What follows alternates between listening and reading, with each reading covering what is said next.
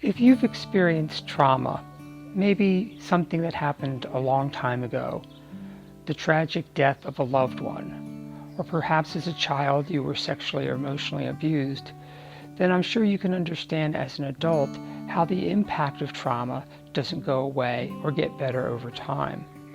In this video, I'm going to talk to you about how you can use a superpower that you probably don't realize you have that can actually help you in the healing process. Now is always the time to start making positive changes in your life.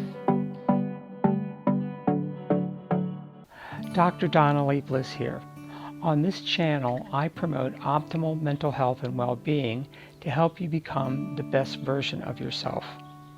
Please help me to grow this channel by clicking on the subscribe button. If you've ever experienced trauma in your life and are afraid that you can't get past it, stick around because I'm going to talk to you about a superpower you have that can actually help you in the healing process.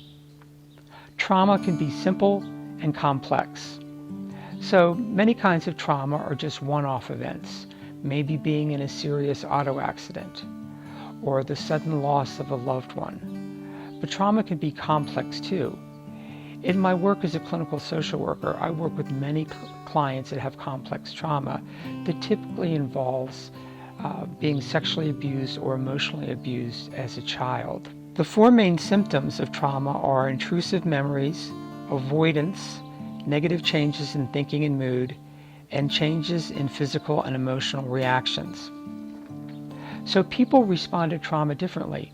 For some people, these symptoms aren't extreme, or they might go away after a period of time. But for others, for a reason we don't understand, these symptoms can stay with them years after the trauma happened, and it can be incredibly debilitating in the lives of people. The clients I work with that have long-standing trauma talk about how something that happened 20, 30 years ago still makes it hard for them to get in touch with their feelings, to be able to think clearly, to be able to trust that other people won't abandon them. And so the debilitating effects of trauma can last for an entire life unless we do something to start to help the healing process. So what is your superpower? It's actually something we all have to some degree. But the reality is you have a superpower that can help you heal from trauma, and that superpower is resilience.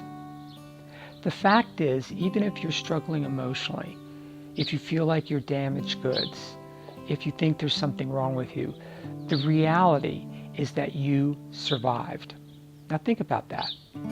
It may have been difficult, you may have been, scathed by it, but you survived. And when we're talking about childhood trauma, here you're talking about somebody who's pretty powerless, doesn't have a lot of resources, in a very difficult situation, such as being sexually abused for years during your childhood, yet you found a way to survive. And so that survival, your resilience, is your superpower. The problem is, when trauma causes us to feel that we're damaged goods, we're not good enough, we literally don't see our resilience. And if we don't see it, it's not there. And if it's not there, there's nothing for us to use.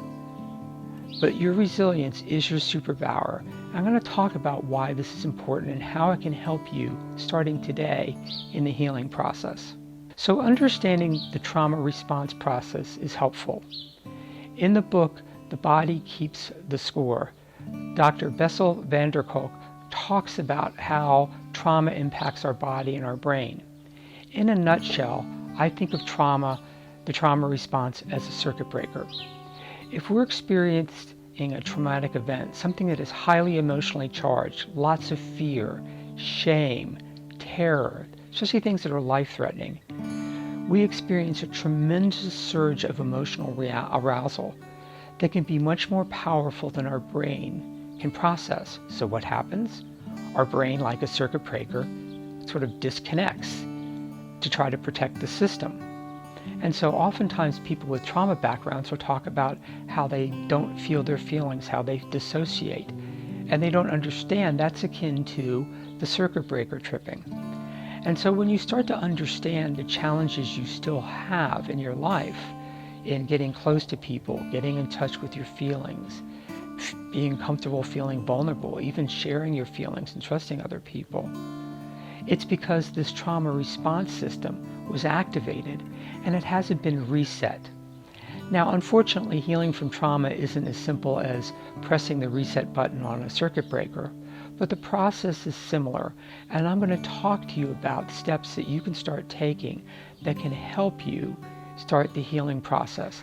And that involves using your superpower, your resilience, because remember, you survived. So using your superpower. So you might be thinking, Dr. Donna, that sounds good. I know I survived, but I don't feel good. I don't feel like I'm myself. I just feel like I'm an outsider in life. What do I do? So the important thing to understand about healing and trauma is that it's not something that we can do alone. It's not something we can think our way through or force our way through. It doesn't work, because what trauma does is it really discombobulates our ability to stay connected to ourselves emotionally. And because we're social beings, it takes away our ability to really connect to other people emotionally as well. So we feel like outsiders. We don't feel like we belong. So the healing process involves the help of other people. Now, a lot of times with clients I work with, the last thing they want to do is be vulnerable. Let's say that you were sexually abused by a relative. Then the idea of trusting anybody is absurd. Everything inside of you is going to want to run away. But again, that's the reaction of the child in you that was so badly hurt. But as an adult, you actually have the ability to help override that strong emotional reaction to start reaching out for help. So one of the things I've learned in working with trauma clients for decades is that the pathway to trauma is helping them, one, start to discharge a lot of that emotional energy.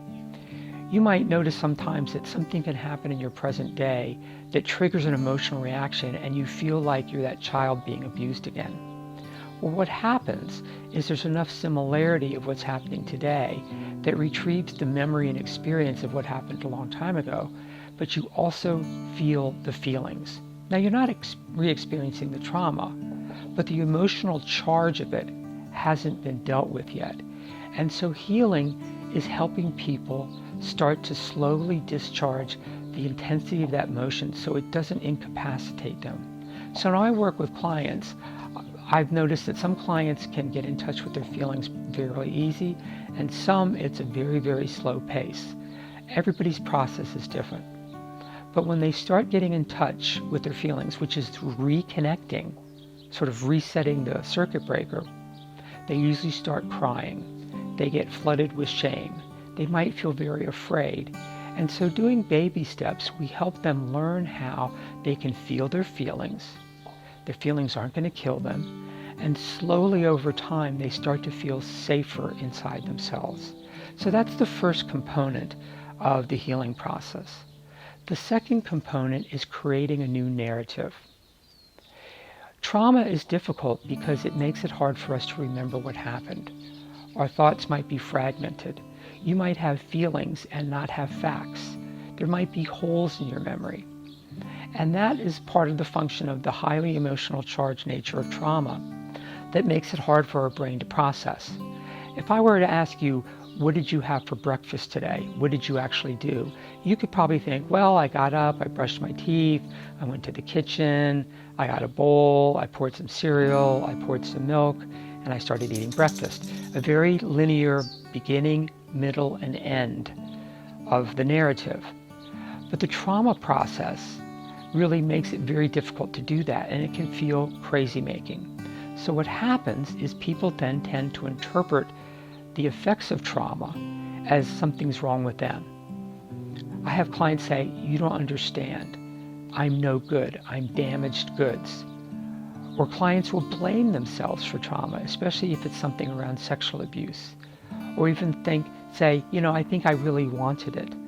And so what happens, our thinking gets really distorted, and we create this story to try to understand what's happening to us. But the problem with the story is that it makes us responsible for the trauma, and it doesn't really see clearly what actually happened. So when I work with clients, we start talking about really what happened, and for them to start to put together a new narrative. And usually this is pretty emotional. They start crying because they've blamed themselves for so long. And when I talk to them about their resilience, their superpower, that tends to really cause a lot of feelings because they've just been buried in so much shame. So your superpower, your resilience, helped you to survive something that for many people is unimaginable. They would look at it and say, how in the world did you survive? And you may not even know the answer to that question. But the bottom line is that you did, and that resilience is still part of you today. And with the help of other people, especially therapists that engaged in trauma-focused therapy, that understand the process, that understand how to help with the healing process, you can find that your life can get infinitely better today as long as you keep trying and doing the best you can, one day at a time. Thanks for watching this video. I hope you found it inspiring, and I hope it encourages you to get some help. You don't have to struggle anymore. I've included links for other videos that you'll find helpful. Please click on the subscribe button so you'll be notified when I release new videos. If there are other topics you would like me to do videos on, please let me know in the comments below. And remember, now is always the time to start making positive changes in your life. I'll see you next time.